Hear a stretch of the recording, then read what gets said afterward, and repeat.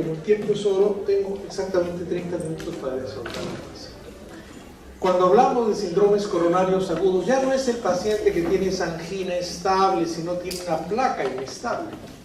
Y ya la angina inestable es un dolor de reposo mucho más severo, generalmente dura más de 10 minutos, y cuando le tomo el electro puede haber un ST no elevado y las enzimas no elevadas. Pero como es un dolor más intenso, es un dolor más duradero, el paciente puede tener angina inestable y no necesariamente hizo un gran esfuerzo, muchas veces se presenta en reposo. Pero si el dolor coronario agudo tiene un ST no elevado, ¿no es cierto? Un ST más bien un infradesnivel, y hay enzimas cardíacas, ¿cuál es la diferencia entre angina inestable e infarto de miocardio? ST no elevado es que en la angina no hay elevación de enzimas, en el infarto sí hay elevación de enzimas. Mientras, cuando la obstrucción coronaria es total, cuando el trombo ha ocluido totalmente, se produce un infarto de miocardio ST elevado, en la cual hay elevación del nivel ST, hay enzimas elevadas, y obviamente en la angina inestable el tratamiento es el antitrombótico más la medicación antiisquémica. En el infarto de miocardio ST no elevado es el tratamiento antitrombótico más antiisquémico, y si es de muy alto riesgo la revascularización. Pero en un paciente que tiene infarto de miocardio ST elevado, el tratamiento y objetivo es la reperfusión coronaria. La fisiopatología de los síndromes coronarios agudos es la ruptura de la placa de ateroma. Se forma un trombo que ocluye o subocluye el lumen y interrumpe de manera abrupta el flujo sanguíneo coronario. Una angina inestable puede progresar a infarto ST no elevado o infarto agudo de miocardio ST elevado. La placa va progresando, y si hay una placa vulnerable que se rompe, genera una fisura y se produce el coágulo que obstruye y va a generar. Esta tablita es muy importante porque si yo tengo un paciente con dolor coronario que se ha presentado en reposo, que es muy intenso, que dura más de lo debido, yo le tomo un electrocardiograma, porque ¿qué es lo primero que estoy pensando? Que es un infarto, es un cuadro coronario agudo, es un dolor muy intenso. Antes de las enzimas, porque esto demora el electrocardiograma. ST elevado, este es un infarto, ¿cierto? ST no elevado, con marcadores o enzimas cardíacas negativo, angina inestable. Marcadores o, digamos, troponina, mioglobina, etcétera, positivo, infarto de miocardio, ¿cierto? Que puede ser infarto de miocardio ST elevado, que al final te va a dar una onda Q, o el infarto ST no elevado, que puede progresar también a una onda Q. Entonces es importante definir rápidamente, primero con el electrocardiograma y luego con las enzimas.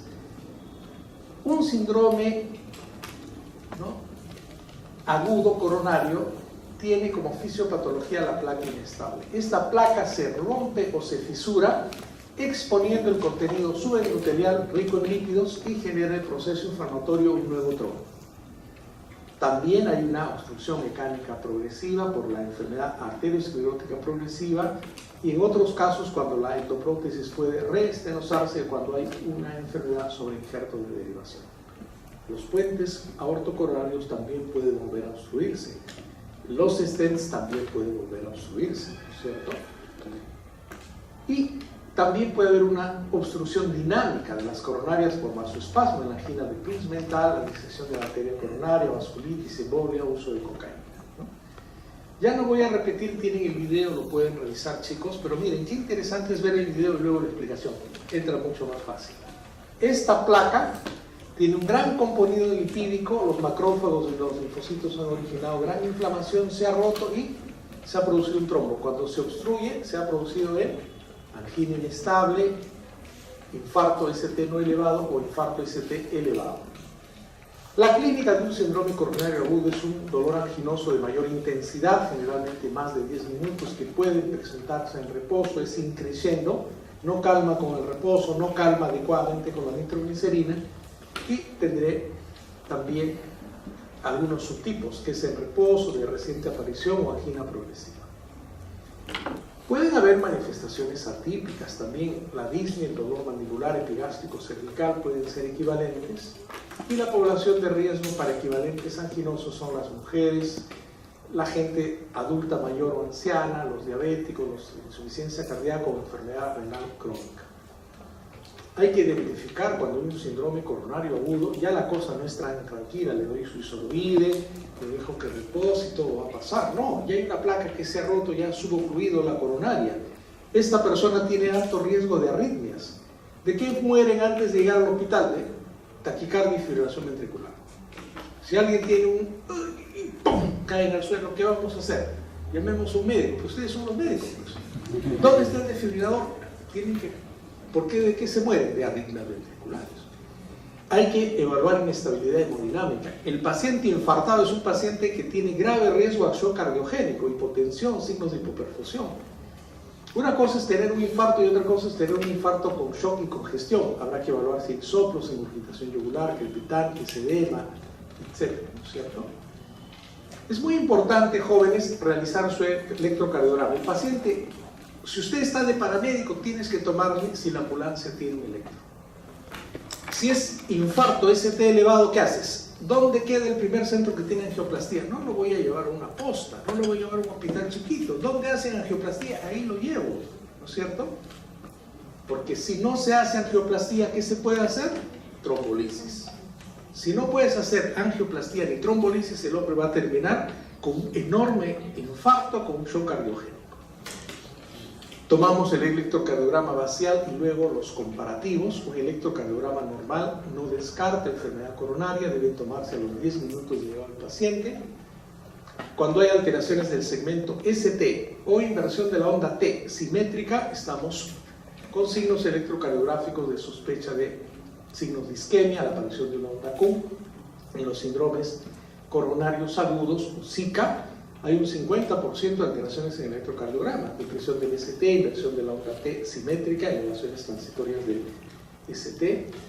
Es importante, dolor coronario, inmediatamente electro y también pedir las enzimas cardíacas. En todo paciente, la troponina, que es la más específica, la troponina TE, la I, nos va a dar una idea del tamaño del infarto y su pronóstico. Generalmente se eleva entre las 4 a 6 horas, y máximo entre las 2 y 14 horas. Pero usted se va a guiar no inicialmente por las enzimas, sino por el electrocardiograma. Si al inicio son negativas, pero usted tiene un paciente con alto riesgo de infarto, tendrá que repetir a las 8 horas. Paciente coronario usted no le puede dar de alta, nunca tienes que observarlo. El CPKMB también tiene menor especificidad. La mioglobina se libera con mayor rapidez, pero no es específica. Es más importante la valoración de la troponina.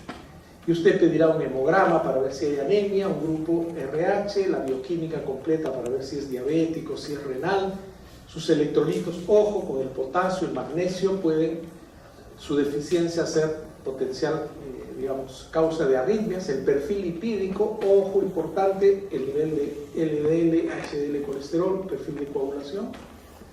Y estas son la tabla de marcadores, ¿no es cierto? Nosotros vamos a utilizar la troponina T, que se eleva entre las 4 a 6 horas, el pico entre 12 y 20 horas, se puede volver a la normalidad entre 10 a 14 días. Esta tablita, por favor, la van a revisar. Y obviamente, si el paciente viene con un dolor torácico agudo, intenso, de mayor duración, que no cede con el reposo, no cede con el isorbide, estoy frente a un síndrome coronario agudo. Le tenemos su electrocardiograma. Si tiene elevación persistente del ST, es un infarto agudo del miocardio ST elevado. Si hay anormalidades del ST, ¿no es cierto?, con elevación de troponinas, estamos frente a un infarto agudo del miocardio sin ST elevado.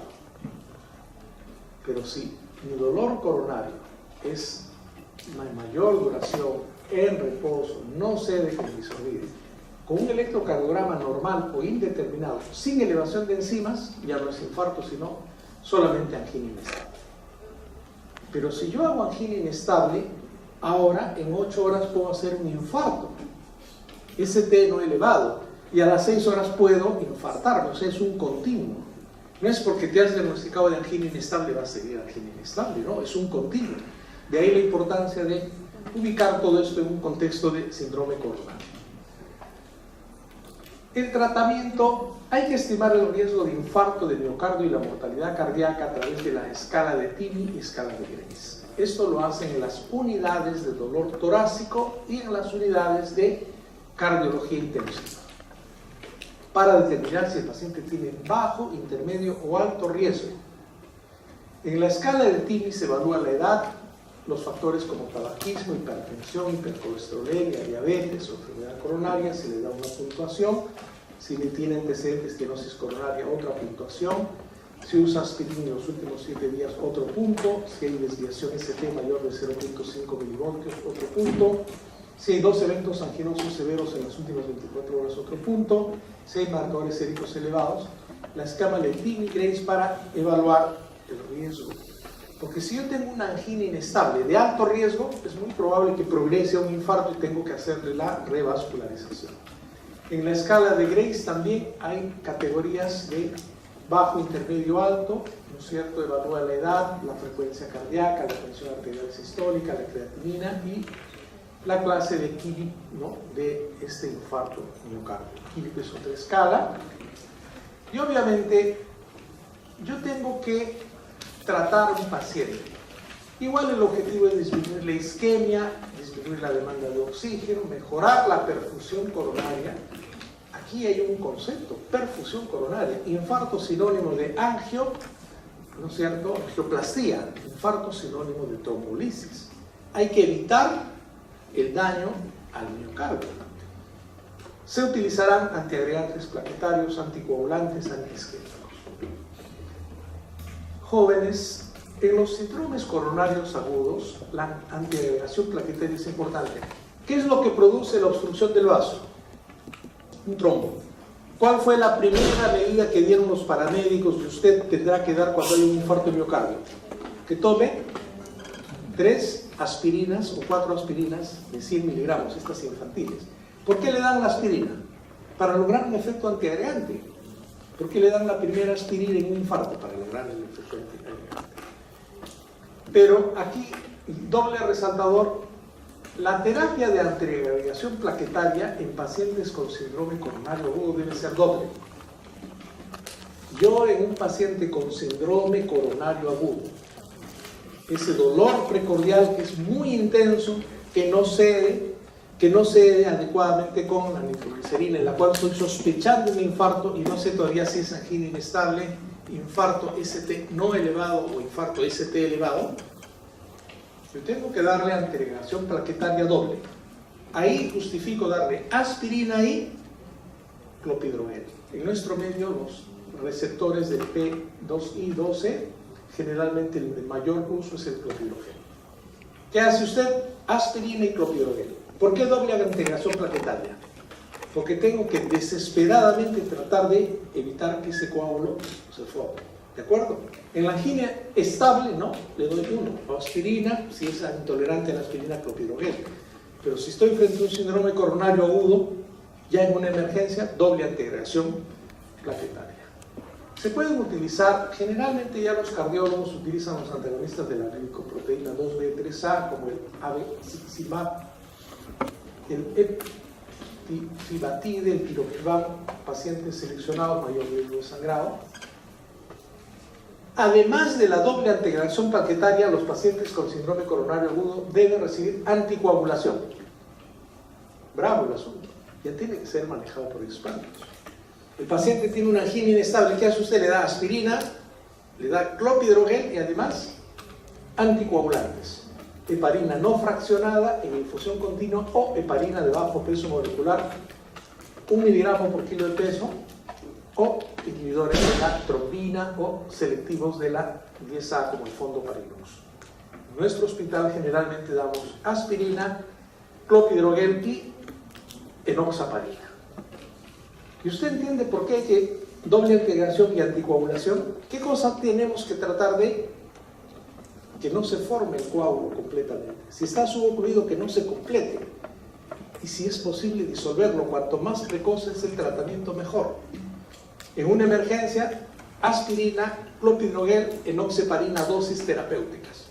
Es un paciente que puede sangrar, ojo. usted le preguntará, ¿tienes infarto cerebral?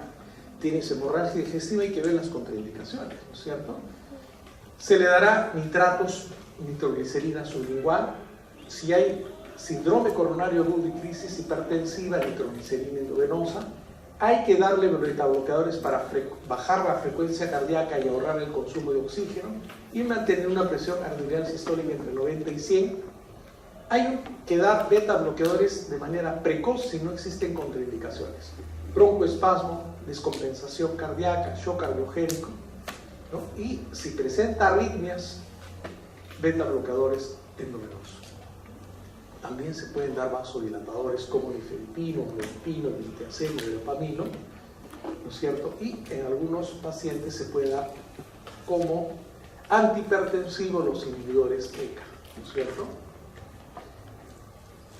Hemos quedado también que las estatinas se van a dar. ¿Por qué vamos a dar estatinas a dosis alta? Generalmente un paciente dislipidémico recibe atorvastatina 20 miligramos. Aquí se da 80 miligramos. ¿Por qué? Queremos estabilizar, ¿qué cosa? La placa que se ha roto, hay que estabilizarla.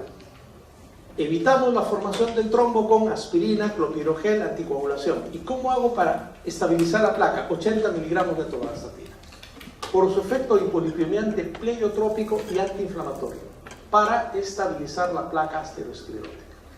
Disminuye la incidencia de isquemia, infarto y muerte en pacientes con síndrome coronario agudo. Durante los primeros días, estatinas a dosis altas, 80 miligramos se llama terapia hipolipemiante de alta intensidad. Si la saturación es 90%, suplemento de oxígeno, hay que elevar la hemoglobina. Si el paciente tiene una hemoglobina de 3, 4, 6, 9, hay que pasarlo a 10. No se debe dar aires. Si el paciente tiene mucho dolor, morfina. Vienen de 10 miligramos, un tercio de ampolla cada 10 a 15 minutos. Pero no le debemos dar aires porque incrementa la mortalidad. Si usted tiene un paciente con dolor persistente, con comorbilidad, con enzimas cardíacas, con prueba de esfuerzo positiva, con tomografía, tiene que pensar siempre en la posibilidad de un paciente de alto riesgo y además del tratamiento vasodilatador, antiisquémico, antiagregante, anticoagulante y estabilizador de placa, hay que ver la posibilidad de una estrategia de intervención temprana. Los pacientes de alto riesgo con síndrome coronario agudo, más de 70 años con infarto previo, revascularización previa, desnivel del segmento ICT, falla cardíaca, función ventricular en reposo deprimida, con una fracción de eyección menos del 40%, o hallazgos positivos en una prueba de estrés no invasiva. Además del tratamiento, usted está buscando un cardiólogo intervencionista. ¿Para qué? Para revascularizar. Porque este paciente que está con síndrome coronario, con angina inestable, está progresando ¿a dónde? A un infarto ST no elevado y luego a un infarto ST elevado. Lo ideal es que no progrese el infarto y no coja todo el miocardio, no sea transmural. En el síndrome coronario agudo, además de la estrategia médica, hay que pensar en la estrategia intervencionista. Paciente de alto riesgo, hay que pensar en la arteriografía coronaria, ¿no es cierto? Y en la posibilidad de una revascularización coronaria, el ICP, intervención coronaria percutánea. O en caso de no poder hacerlo, injerto por derivación de arteria coronaria. También se puede pensar en la cirugía de derivación de arteria coronaria, cuando hay enfermedad de arteria coronaria significativa de la coronaria principal, enfermedad arterial coronaria de 3 vasos y alteración del ventrículo izquierdo, enfermedad arterial coronaria de 2 vasos con estenosis significativa proximal o con enfermedades de múltiples vasos. Y vamos a terminar, jóvenes, un poco rápido en el infarto de miocardio ST elevado. Es una emergencia médica y una oclusión total de la arteria coronaria por ruptura y erosión de la placa ateromatosa. Hay una mayor mortalidad que la angina estable o el infarto ST no elevado. La mortalidad actual de los infartos es entre el 6 y el 10%, pero yo me hago una pregunta. En nuestro medio, ¿la mortalidad del infarto es baja o alta? Si a alguien le da un infarto del SAMU, ¿la Seguridad Social tiene la suficiente cantidad de ambulancias para ir rapidito al centro? Llame usted a un bombero a ver si le manda la unidad paramédica. No estamos preparados para grandes emergencias. Deberíamos estar preparados. ¿Por qué mueren los pacientes? 50% de la mortalidad es por fibrilación ventricular. Me hago una pregunta. En una Lima de 10 millones de habitantes, ¿cuántos desfibriladores por distrito deberíamos tener? ¿Cuántos desfibriladores hay acá? En el aeropuerto creo que hay desfibriladores. Y en Europa están tratando de poner más desfibriladores, sobre todo en lugares donde hay acceso bastante público. ¿Por qué? Le da un infarto al paciente y un 50% se va a morir. Así es que usted no controla la principal causa, que son las arritmias de fibrilación ventricular. Claves del tratamiento: diagnóstico oportuno, manejo coordinado y eficiente de los recursos sanitarios y la reperfusión. Hay que tratar de desobstruir, ¿cierto? Ven acá, hay una oclusión por un coágulo, ven acá el corte anatomopatológico, se ha formado el coágulo. Por ahí explicamos la necesidad de aspirina, clopidogrel, enoxaparina. La clínica: hay un dolor torácico anginoso de mayor intensidad, mayor duración, no cede con el reposo, no cede con la nitroglicerina, y es un paciente que tiene disnea, está muy sudoroso, tiene palpitaciones, náuseas, puede vomitar, puede tener un síncope. Es muy importante definir los tiempos entre el inicio de los síntomas y el inicio del dolor. ¿En cuánto tiempo debo hacerle una reperfusión coronaria? Antes de los 120 minutos. Y si no llego, no hay un centro, ¿qué puedo optar? Trombolisis, ¿no es cierto? Entonces eso es importante, como lo vamos a ver. Hay que valorar pues otros factores: consumo de cocaína, las contraindicaciones para trombolisis. Si el paciente tiene hemorragia, va a contraindicar la anticoagulación. Si tiene una ACV hemorrágico, va a contraindicar la anticoagulación. Si está gestando, no se le puede dar enoxaparina, warfarina. Si es alérgico a los contrastes, vamos a tener que tener mucho cuidado, ¿no? Hay que evaluar en el paciente infartado la inestabilidad hemodinámica, si tiene congestión pulmonar, si tiene complicaciones mecánicas del infarto, si hay soplos de insuficiencia mitral o CID, un examen neurológico para definir si hay déficit motor o no, si hay enfermedad vascular periférica. Esto lo vamos a hacer en una unidad de emergencia común, ¿no? En una unidad de shock trauma, unidad de dolor torácico o en una unidad de cuidados intensivos cardiológicos. IMA-ST elevado ayuda al diagnóstico, los biomarcadores que van a salir elevados, la mioglobina, la troponina, la CPK-MB, pedirle todas sus pruebas y en algunos casos la ecocardiografía transtorácico, transesofágica nos dará una idea de cuán comprometido está este miocardio y cuál es la fracción de eyección. Ojo, si usted tiene un infarto extenso con una fracción de eyección baja, mortalidad alta. No, mortalidad alta. Hay que tomar el EKG a los 10 minutos de presentados los síntomas y luego seriados. Si tienes una T recta picuda, elevación del ST, hay que correlacionar el territorio miocárdico necrosado según los hallazgos en el electrocardiograma, ¿no es cierto? Y si hay un bloqueo de rama izquierda que sigue un gran infarto de pared anterior, es de mal pulmón. No nos angustiemos, jóvenes, porque la responsabilidad ya va a estar en nuestras manos. Imagínense, usted está en una posta y viene un señor con dolor torácico y si usted tiene un electrocardiograma, tienes que saber cómo se ve el electrocardiograma en un infarto, ¿no es cierto? ¿Qué ven acá, jóvenes? Elevación ST, elevación ST, elevación ST, elevación ST. Aquí no hay dudas, ¿no es cierto? Electrocardiograma, elevación ST, elevación ST. Su infradesnivel asinérgico, elevación ST, 4, 5, 6. Es un paciente que tiene un infarto de la cara anterior y lateral izquierda, ¿no es cierto? ¿Hay dificultad en reconocer un ST elevado? No. Siempre y cuando usted lea pues, el electro, ¿no es cierto? Hay que leer el electro, hay que leerlo.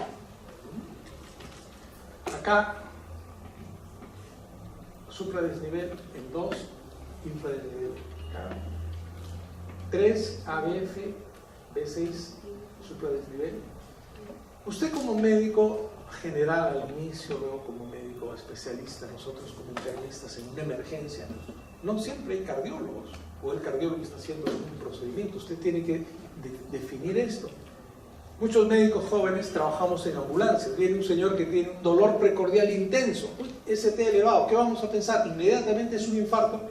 Hay que buscar, hay que llevarlo a qué hospital, donde haya un centro de cateterismo, donde se pueda hacer una angioplastía de reperfusión dentro de los 120 primeros minutos. Dolor torácico más intenso, más prolongado, síntomas asociados, náuseas, vómitos, gran diaforesis, con biomarcadores positivos, troponina, CPK-MB, EKG, ST elevado en 2 derivaciones o un nuevo bloqueo de rama izquierda. El infarto usted lo puede clasificar según la clasificación KILIP en 1, 2 o 3 o 4. No hay evidencia de insuficiencia cardíaca, mejor pronóstico, KILIP 4, shock cardiogénico. Está congestionado o hipotenso. Este es un paciente que requiere entrar a una unidad de cuidados intensivos para que se le arregle, dice, no solamente el manejo del infarto, sino la descompensación hemodinámica, ¿no es cierto? El infarto tiene un tratamiento prehospitalario. Usted no va a decir, mira, tranquilo nomás, que esto ya te va a pasar, ¿no? Y si mueres vas a morir en tu casa. Así no es. Dolor torácico y la gente se asusta, es bueno asustarse, ¿no es cierto? Hay que llamar inmediatamente, no hay que perder tiempo. Buscar asistencia médica urgente. Si usted reconoce que es un infarto, alta posible infarto, debe una aspirina de 325 miligramos para lograr un efecto antiagregante plaquetario, trasládelo a la emergencia. Incluso la guía dice, si usted no cuenta con un sistema de ambulancia eficiente, llévelo como pueda. ¿De acuerdo? Lo ideal sería pues que, caramba, cada distrito, cada municipio, cada hospital, cada sistema de salud tenga ambulancias. No demorar el traslado. En el hospital, aplicar el protocolo según la Asociación Americana de Cardiología, EKG seriados. ¿Cómo se alivia el dolor isquémico? Ponle un Voltaren, jalaos de ese alumno. Morfina, 10 miligramos, un tercio cada 5 a 10 minutos. Colocar las vías periféricas, manejar la hipotensión, el edema pulmonar, las arritmias, oxígenos suplementarios si la saturación es menos de 90, monitorear cardiovascular a través del monitor, etc. Y buscar la reperfusión del miocardio, ¿no es cierto?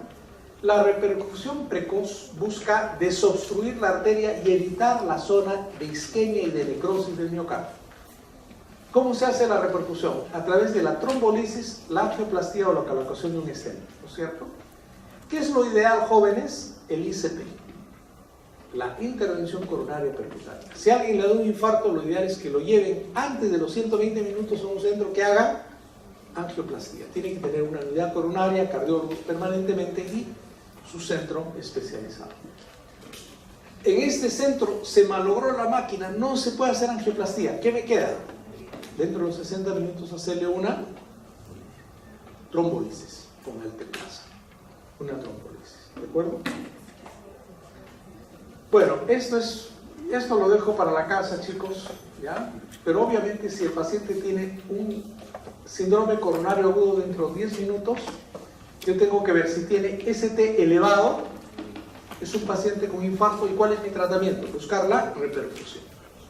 Si yo tengo un infarto, ¿qué tengo que buscar? ¿Cuál es el reflejo que tengo que tener? ¿Buscar qué?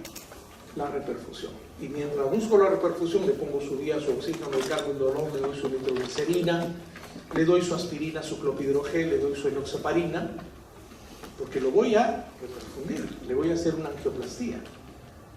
Pero no se puede hacer, no hay un centro de cateterismo para que le haga angioplastía. ¿Qué hago?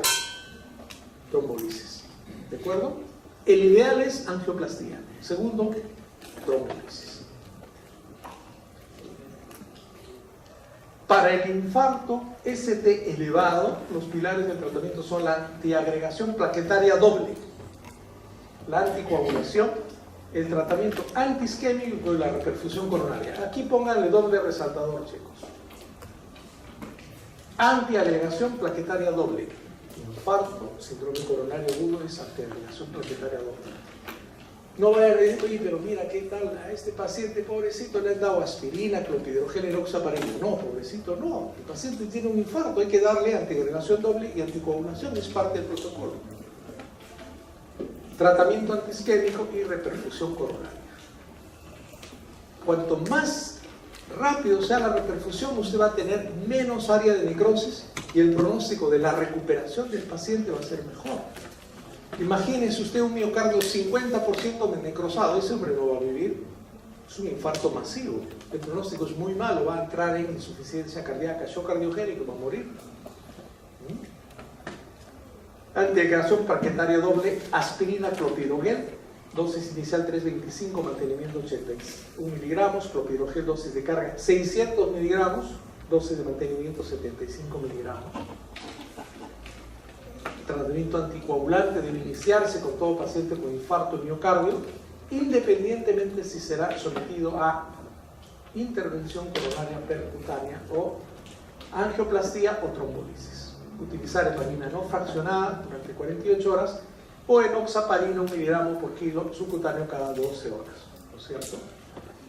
Ahora, si es sometido a angioplastía, no administrar las heparinas de bajo peso molecular, sino la fraccionada, porque es más fácil de poder revertir su efecto.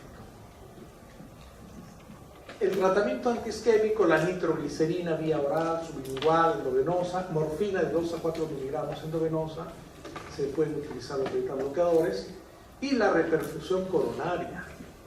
El objetivo es restablecer precozmente la perfusión coronaria, limitar el tamaño del infarto, evitar la disfunción del ventrículo izquierdo y disminuir la mortalidad. ¿Cómo está, doctor? Qué gusto. Es importante la intervención coronaria percutánea. Si no es posible la intervención coronaria percutánea, la trombolisis, ¿no? Y en casos muy especiales, ¿no?, ya los especialistas de cardiología intervencionista o cirujanos cardiovasculares definirán por una cirugía de derivación de arteria coronaria. El tratamiento preferido es la intervención coronaria percutánea, si está disponible en los primeros 90 minutos desde el contacto con el paciente. De ahí, da infarto, usted tiene que ubicar rápidamente dónde está el centro con cardiólogo, con unidad coronaria, donde hagan angioplastía. ¿Cuál es el gol del tratamiento de un infarto? Realizarle su angioplastía. Tiene más ventajas que la trombolisis. Usted ubica, pones el catéter, desobstruyes y pones el stent, ¿no es cierto? Tiene que haber toda una infraestructura muy sofisticada, un gabinete de hemodinamia, donde ubicas, haces el cateterismo, aquí ves la obstrucción, pones el stent y luego logras la reperfusión. Acortas el tamaño de la isquemia, de la necrosis, y el paciente puede recuperarse de manera mucho más adecuada. Trombolisis, el objetivo es la repercusión coronaria.